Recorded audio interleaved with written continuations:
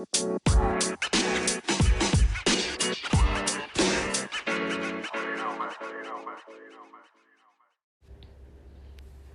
guys, what's up?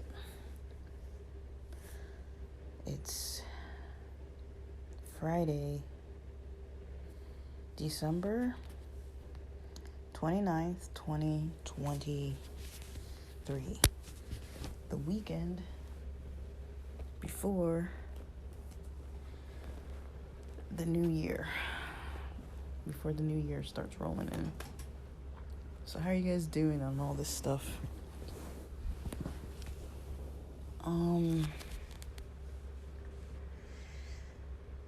The next topic is spirituality when it comes to this worksheet. Sorry guys, you've probably noticed it seems like I've kind of dropped off. I'm having all this back pain. It's been really hard sleeping at a normal schedule, so I haven't really been waking up early. Right now it's 1:26 p.m. and I fell asleep sometime after 10:30 a.m. I'll call it a nap. I slept till almost 1, so I'm kind of getting up officially now. Because I was up from like 3 a.m. to like 3 a.m. to probably like,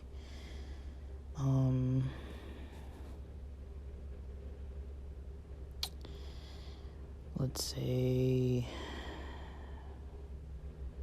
what was it? 3 a.m. to probably close. I remember like falling, like drowsily kind of falling to sleep, drifting off for a little bit until 6:30 a.m. So it was probably sometime around 6 a.m. So I probably slept last night from around 11 p.m. to 3 a.m. And then let's call it 6 a.m. to maybe almost 6:30 a.m. Then I stayed up. I had to do something at 8 o'clock. That didn't end till like 8:45. I wanted to go back to sleep, but I was up, got a little water, was hydrating a little.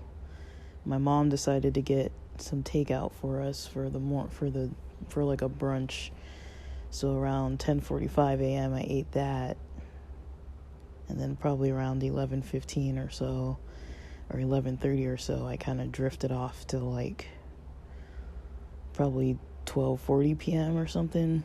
So I'm way out of it and just kind of like sleeping where I can get sleep at this point. I don't know if I woke up because of my back, but I think I woke up because of the cold. But the back is kind of just like in the combination of problems that I've got going down. So it's just kind of throwing me off. But let's see.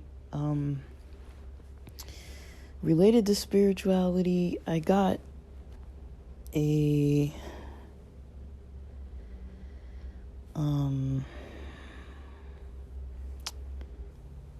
YouTube video from a friend. It says demonology, and it says fallen angel demonology explained in obsessive detail. I don't know how long that is.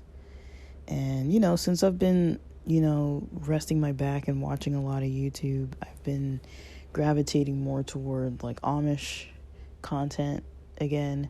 Not so much the cult content where they talk about the cults, but just Amish people talking about their lives more so. Some of it is cult related, but not so much like them talking directly about cults, but more just like, like I was raised Amish kind of thing.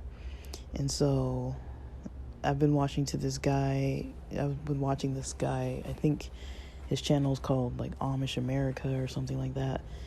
And then I kind of caught up a little bit on some of the Amish Potatoes. CJ, his channel is called the Amish Potato, his videos. And I see he's launched his site with belts and some food seasonings and things. I think he's adding more, and dog collars.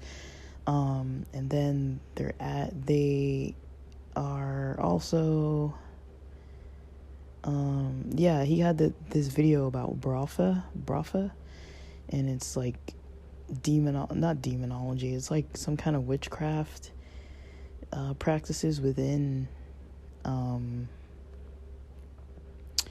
the Amish community. Now, I know a lot of people aren't into this kind of stuff, so it's just like, that is the kind of stuff that's most immediately kind of presented itself around. And I don't know what people think about that. Like, I think sometimes there's like subtle potential for signs and things. It's like, sometimes it's like, okay, you see like negative content, like I'm not like prejudiced against Amish people. I'm not saying that. It's just, sometimes you just come across so much content, and then you come across other content. But a lot of the people that I hear talking about it are obviously not actively Amish. A lot of them are like, part of a, they're Amish or were Amish.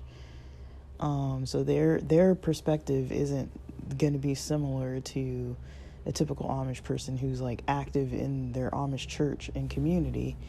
But I really like, because I'm really into like entrepreneurial stuff, for people who don't know that.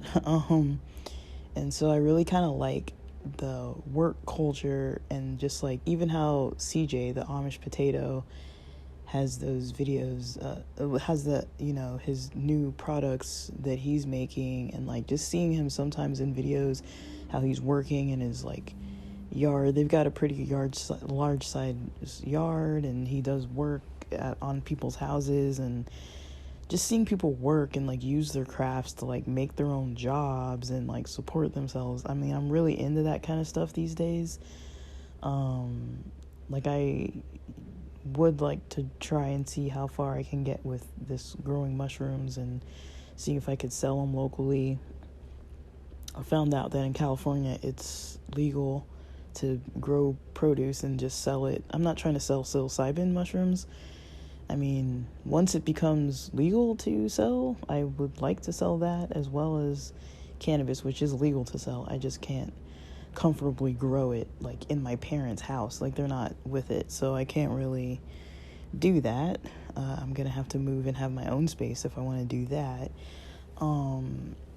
And so that's not going to be an option yet, unless I get some kind of outside space, and then I'd still have to go there every single day and like take care of these living things. And so I'd rather have them in the house or on my property, but there are other options of renting out other space, but that costs money. So it's like, I don't really want to take that option yet. I'll just go with what's legal, what I can grow legally, comfortably in the house.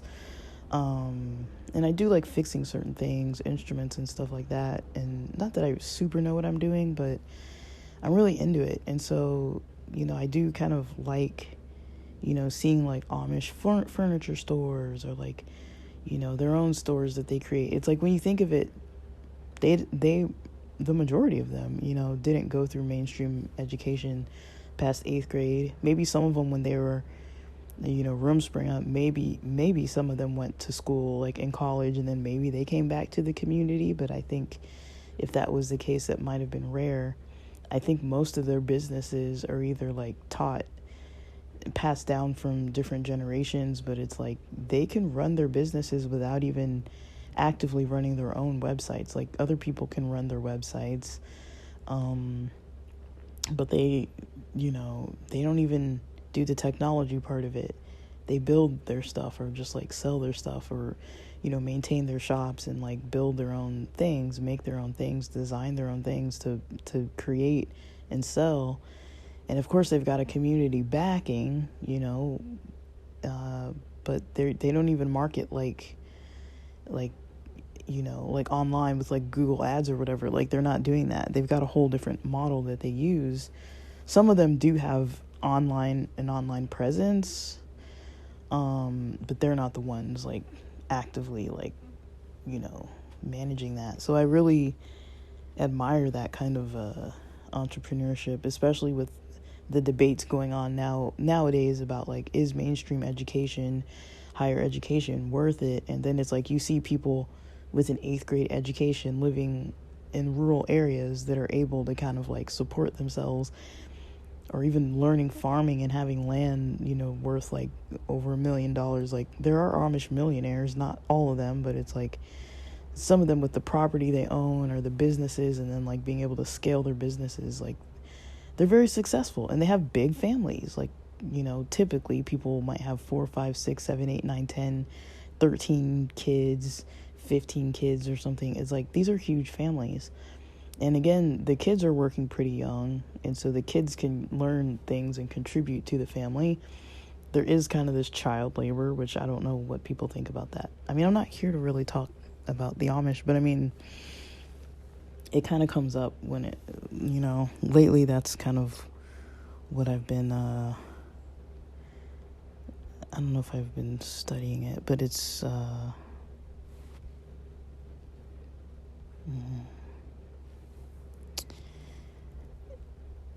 lately it's kind of what I've had kind of on my mind, what I've been kind of indulging. So spirituality is the last section. The color is blue, numbers 31 to 36. So number 31, I have a sense of meaning and purpose in my life. And that just goes to say, spirituality doesn't have to mean religion. It doesn't have to mean, a religious practice. You're part of like a mainstream religion or a church or a temple or whatever it may be, or some kind of like organized group that has a label and a title that everybody knows. It can be just kind of your own thing. Like, how are you? How is your spirit? How is your soul? Like, how are you generally doing in the world? How are you getting through? That's still spirituality. So I have a sense of meaning and purpose in my life. And if you don't have a sense of meaning or purpose in your life, what I'm learning this year is, for me, I'm learning, find what gives you that spark and do it. Like, the days before I got injured, recently, Saturday and Sunday, when I was in the garage cleaning, I was cleaning for like 4 hours that Saturday. Saturday's a day when I almost never do anything, and I was so motivated, probably because of the coffee. But I got up, I cleaned, I told myself the night before I was going to do it, but I kind of always say that. But I'd been laying there for like more than 2 weeks with COVID, and then that was like the end of my week of half days. So I was like, I'm going to do a week of half days of busy work and then still keep resting half of those days, So I did a week of half days, and that was the weekend. I was like, okay, usually I take my Saturday off. And, I was full of energy to be able to just like do so much work, to the point where even though I was sore because I hadn't been moving too much, I was sore. I wasn't like in that much pain, but it was like, when you're moving and lifting and pushing stuff and pulling stuff around, you're going to be sore. I was sore. I wasn't on my phone, guys. I wasn't even having a desire to be on my phone. My phone was in my room the whole half of that day. I didn't have music on in the background. I wasn't listening to a podcast. I thought about it. I was like, maybe I should put on a podcast. But I was so like into what I was doing. I was super into what I was doing, you guys. I wasn't even like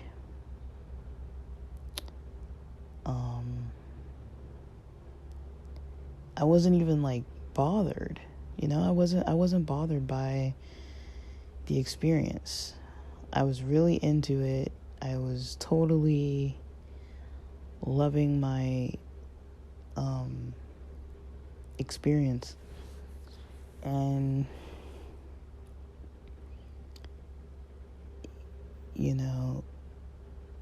it wasn't really the cleaning so much.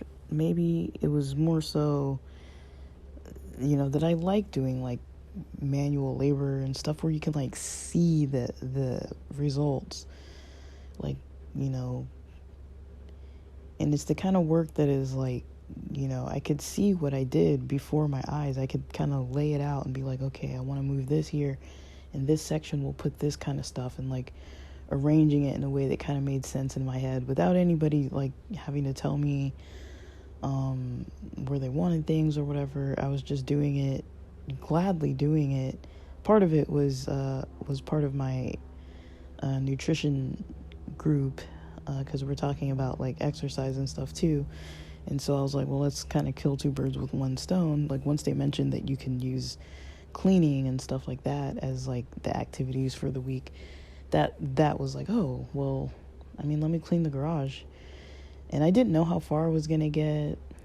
I had a plan for it though. And like, it all had to do with like all this reselling that I've been getting into, because I really like, you know, finding stuff that's worth money, cleaning it off, fixing up the parts that I can fix. Sometimes I like that. Sometimes I don't, because it doesn't work out. And then I'm like, I really don't know what I'm doing. I'm not like an electrician.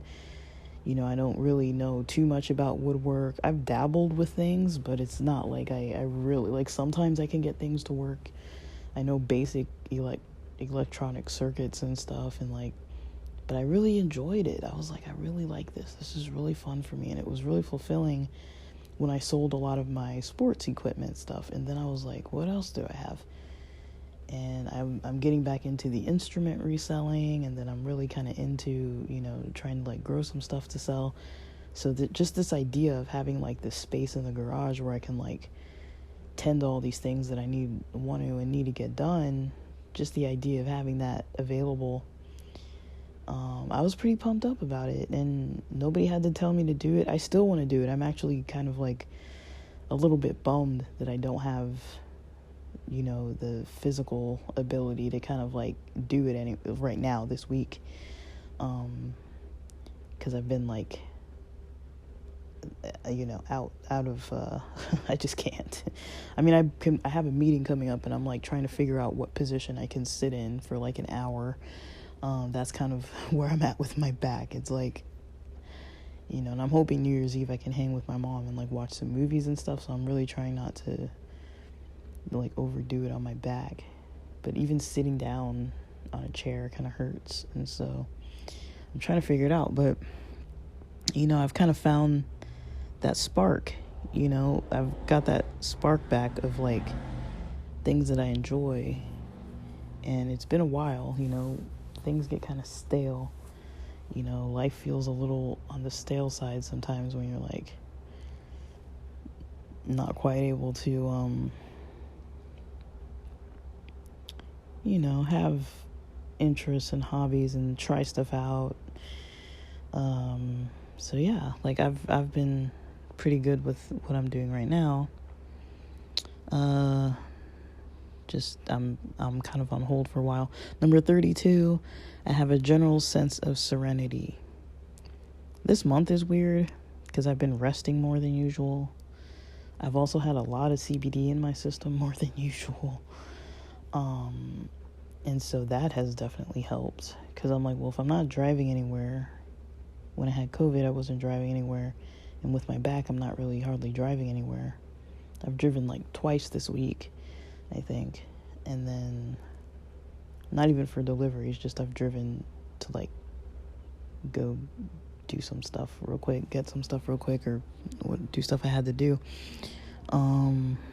Uncomfortably driven, but I'd say the CBD helps with the sense of serenity. And I'm definitely, even though I'm not sleeping very good every day right now, I'm resting, you know? Like, I never get this much rest. You guys know I'm up early in the morning. And I do that on purpose usually it's kind of like a depression thing.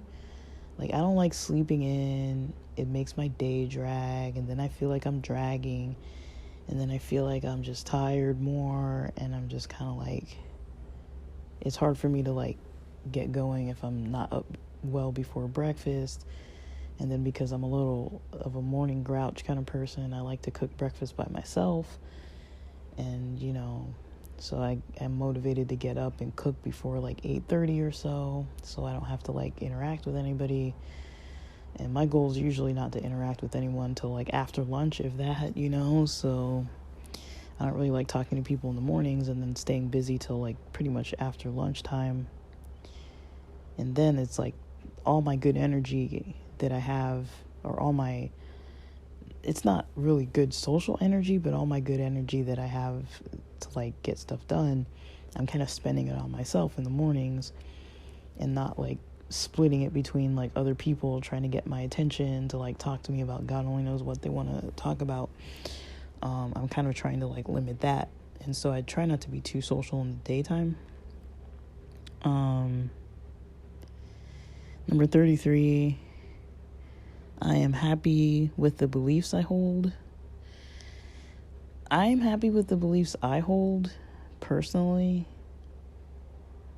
but I know the society I kind of grew up with, the beliefs that I'm around, or have easy access to being around, like the people that I have easy access to hanging out with have to do with a religion that I was previously engaged with, and I don't really hold a lot of the same beliefs around like safe spaces and like socializing, kind of just like these toxic kind of traits, these toxic kind of like habits. I don't really like being around that, so I would say I'm happy with it, but it kind of keeps me more isolated, and that makes it a little bit hard because there are people that live like really close by to me that I can't really hang out with too much. As much as I want to hang out with them, I'm like protecting myself. I'm kind of like, I've come to a space in my life where I have a lot of healthy relationships, and I don't really want to go backwards by interacting with people who just don't really kind of have the same boundaries around like, safe spaces and having like vulnerable spaces and people being able to kind of just be open with each other about stuff. I don't really want to be involved with people who are kind of creating like a closed, kind of a closed off way for people to socialize where it just doesn't feel right. Like I don't really like that whole like sarcasm and like hyped up ego kind of anger, kind of like, making people feel bad kind of thing. I don't really like that. So it kind of keeps me isolated because the people that are convenient to hang out, not all of them, I have some people that are convenient to hang out with that aren't like that at all, but I could probably add more people to the list if I was willing to kind of shift my own beliefs and like sacrifice my own beliefs that I hold and my own happiness with how I am deciding to live, and shifted that just to be around more people. But I'm not that lonely to a point where I need to do that. I don't need to be sacrificing that,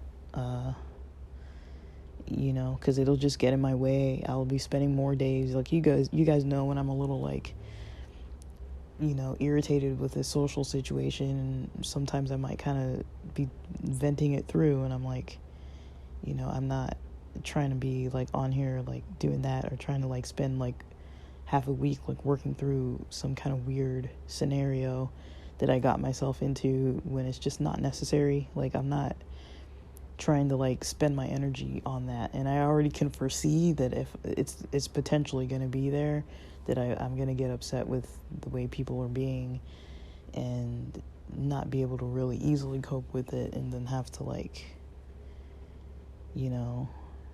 have some energy taken off of my other projects and other interests to like spend energy on that, and I don't really care to spend energy with that. 34, I practice prayer, meditation, or engage in some type of reflective growth. This type of thing is kind of more of a reflective growth for me, and then sometimes I study other stuff. Usually I tell you guys what I'm studying, kind of. But yeah, I practice some things. I'd say what I like is I've talked about it before. I like the Lashon Hara writings by Chofetz Chaim. The daily readings about that, I enjoy that because it kind of has a lot of like information about gossip and social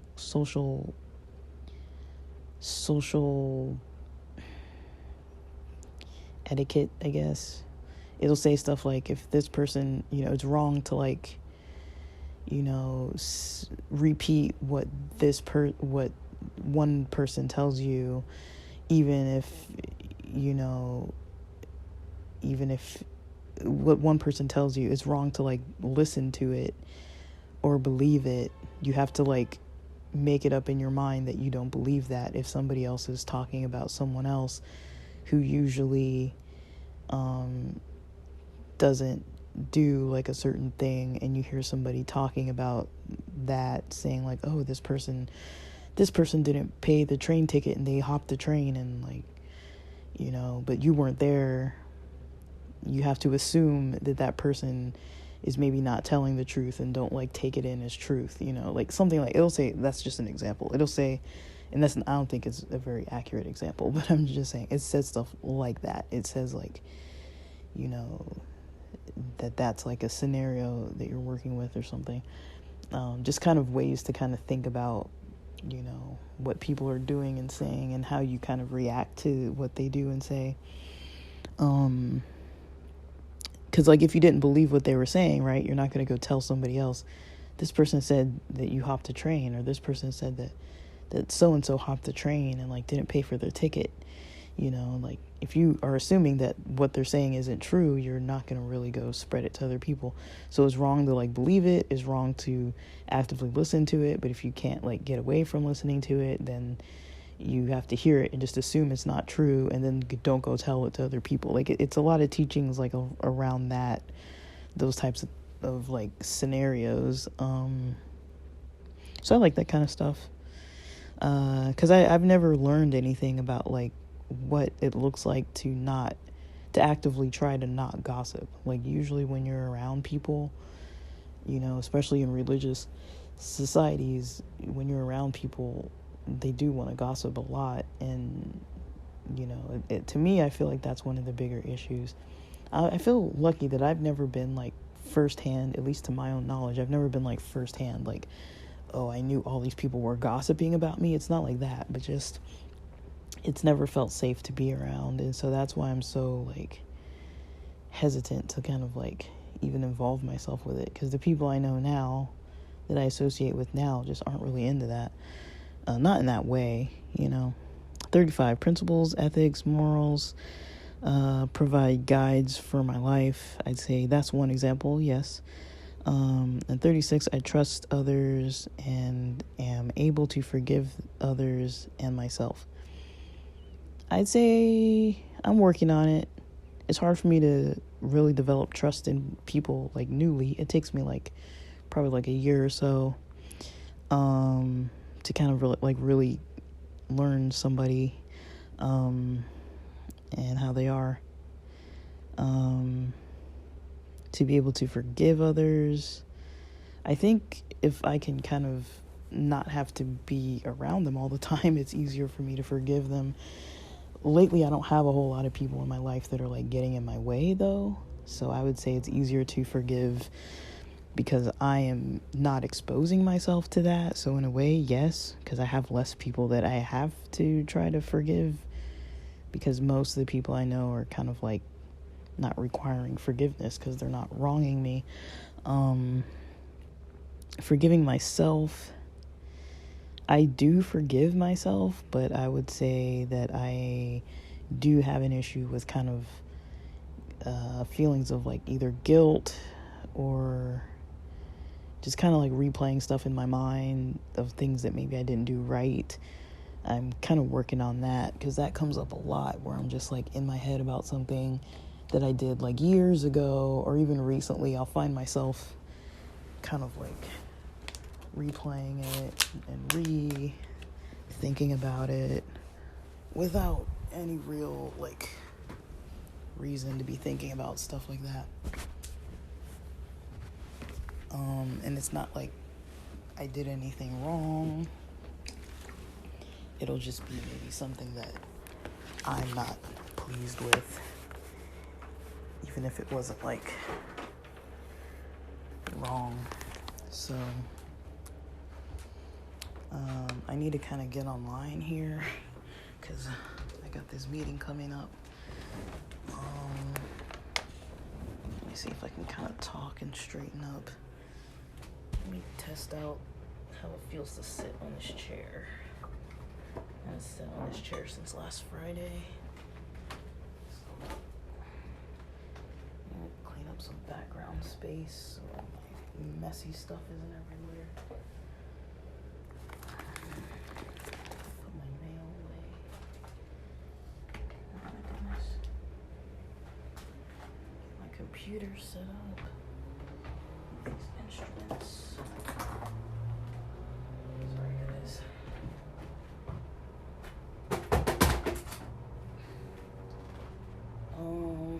But yeah, I'm not trying to tell people how to think.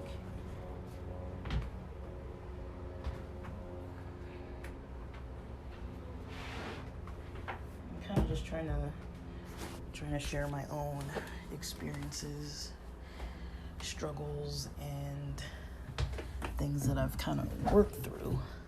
Trying to share that with you guys in case it's of any help and use to anybody else. I'm not saying I've got the right way of doing it. I'm just saying some stuff I feel like I've kind of figured out more and more lately. So I just want to share about it. Where's this link? These guys always send this link. Log on 5 minutes before. It's 3 minutes before now. Just trying to give you guys a little bit more time online before I end this recording.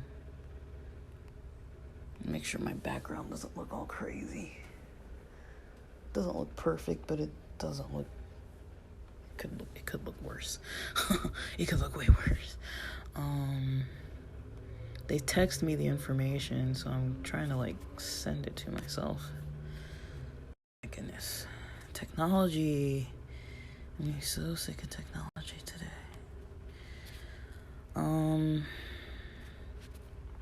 Email. Paste. Email to myself. Okay. I'm tired today, guys. I don't even want to do this, but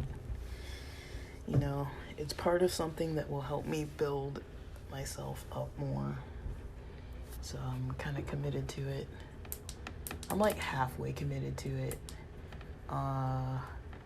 Just because I can't do much right now, so it's kind of like a bummer.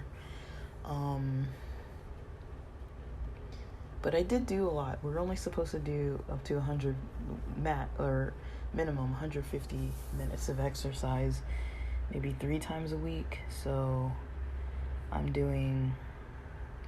did 199 minutes this week because I've been injured, so I couldn't do the whole time. I couldn't do a third day, but with the amount of work I got done those days, it's been good. It actually helped me reach my marks. So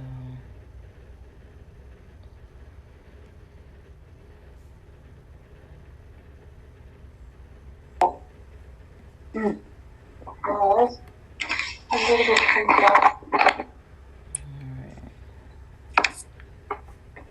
I'm trying to mute this.